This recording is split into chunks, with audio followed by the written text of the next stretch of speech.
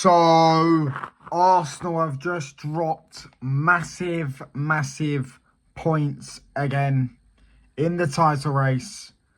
And I want to ask you lot, is their title race over? Can they no longer win the league? Is it third time unlucky for Arteta? Is it just the Arsenal crumbles come early this year and it hasn't crumbled at the end of the season again? Is it been a waste of time? Has the last 2 years been a waste of time? Were the Arsenal fans that were calling for Arteta to be sacked, were calling for the standards of their football club to be raised, were they just right and people were just wrong? Majority of Arsenal fans en masse were wrong.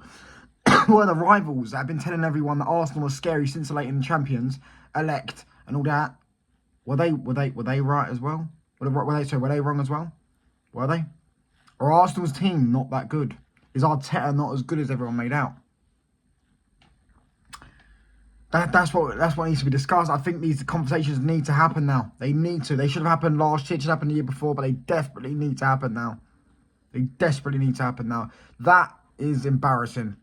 That is actually embarrassing. I think after 10 games now, if Arsenal don't win again, the one thing I will say, right, before I go into it, if Arsenal don't win against Chelsea next week, let's say they draw against Chelsea or they win or they lose, they're in a top 4 race. They're not just in a title race. They're in a top 4 race now.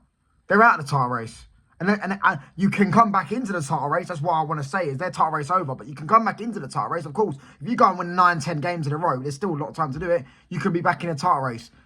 But if they don't win next week, they are in a top 4 race.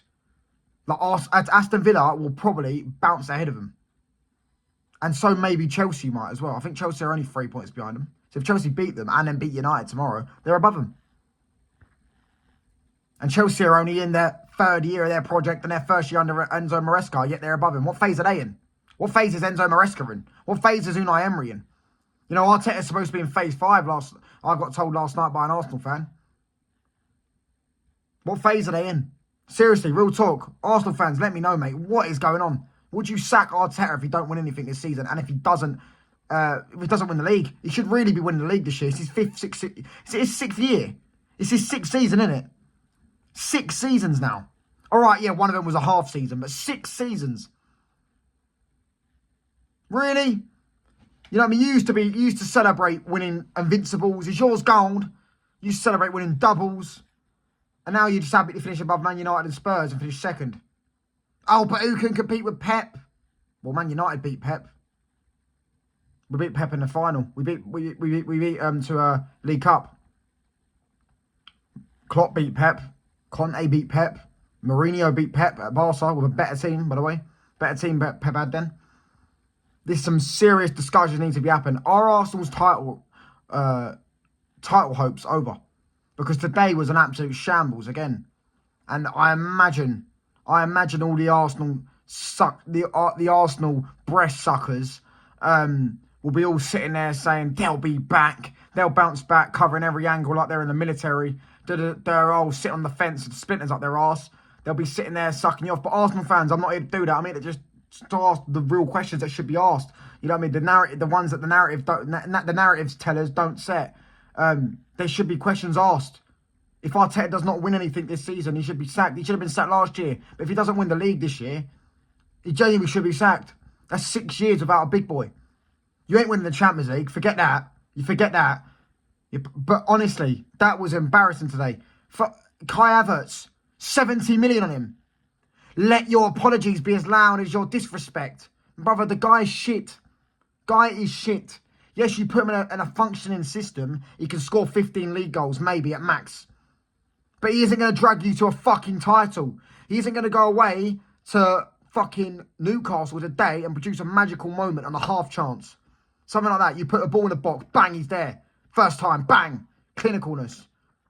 Not being funny, mate. But you don't need to stop hyping up these dross players as well. Bukayo Saka's dragged you through games. I understand that. He can have an off game. You know, last week he absolutely fucking destroyed Liverpool in that first half. And I watched it with my own eyes. That goal was sick that he scored. Okay, we twist up Robertson and brilliant finish. Yeah? I'm not going to sit on Bukayo Saka too much. But players like Kai Havertz that you sit just blindly back. Shit. William Saliba, he's been absolute dog shit this season. Dog shit for international and for club. Dog shit. Dog shit. Trossard. There's a reason why he's a Brighton player, or an ex-Brighton player. Decent technical player, but other than that, he ain't going to drag you through games, is he? He ain't going to drag you through games. Declan Rice, Declan Couscous, bruv. Declan Basmati, bruv. Yeah, absolutely, bruv. He's one of the most overrated football players I've ever fucking watched. I've ever laid eyes on. He's a decent player. He's a decent player, but ultimately he's a centre-back playing in midfield. Yeah, and you can see it by the way you watch him, because he doesn't have the passing range of a midfielder. He can drive the ball, but so can a lot of centre-backs. He can't ping a ball, he can't switch it, he can't play through the lines, he can't do basic top-class midfielder things. It's just because he's tall and physical. I promise you now, if Declan Rice was 4 or 5 inches smaller and a bit less stockier, he would not be in that Arsenal team. Because he does not have the qualities to be that, to make up for his physical attributes. Yes, he's tall, cool. Mikel Moreno, by the way. I told you all in the fucking summer. I told you all, bruv. This geezer's trash. But, you know, everyone wanted to fucking... Well, I say everyone. People in my comments wanted to argue me. Arsenal fans wanted to pretend that he was good on Twitter when I was arguing him on Twitter. Let your apologies be as loud as your disrespect, apparently, because that's what you should be saying. That's what I should be saying to you. Because your disrespect for me when I told you Mikel Moreno is not good. Oh, but he played in every game of the Euros. Yeah, played like fucking 10 minutes coming off the bench. And the only time he played over 25 minutes was one against Albania in the last group stage game and one against Germany, where he actually come on to see out the game and they bottled it and then they won in extra time, which I think he won. I want to say he won. Could be wrong. Yeah, he won in extra time, didn't he? Fair play, but you know what I mean? Come on, mate.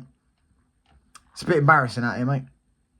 You know what I mean? Maybe if you lot held your standards high for your football club and actually demand your football club better and not just celebrate second and finish above Man United and Spurs and Tottenham. Oh, you're in the mud, huh? Man United, you know, Man United may win more trophies than us, but, you know, we're expected to win trophies and we still don't win trophies, but, you know, at least we're expected to win trophies because we're a good team. Man United are shit. But Man United just sacked their manager, huh? Well, we don't want to be like them, you know what I mean? We don't want to be like them. You've got to remember where Mikel Arteta got us from, you know, he took us to 8th, he took us back to 5th, and we said that's a process, but, you know, what phase are they all in, bro? We're in phase 5. I can't wait for phase 6. Can't wait for phase 6. I mean, how many phases are there? Is this a transition? Are we gender neutral and all that bollocks?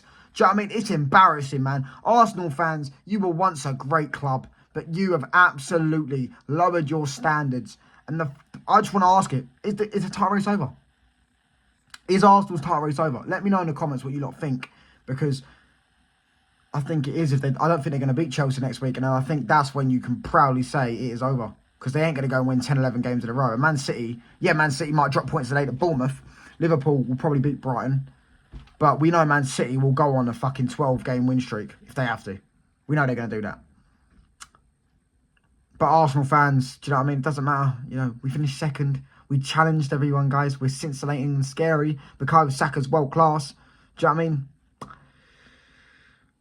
Maybe if you didn't worry too much about other clubs and worry about winning your own club and stop worrying about referees, don't forget about that as well. Is it the ref's fault today again? Is it the ref's? Is it a conspiracy against Arsenal? Is it Howard Webb's fault that Arsenal didn't win?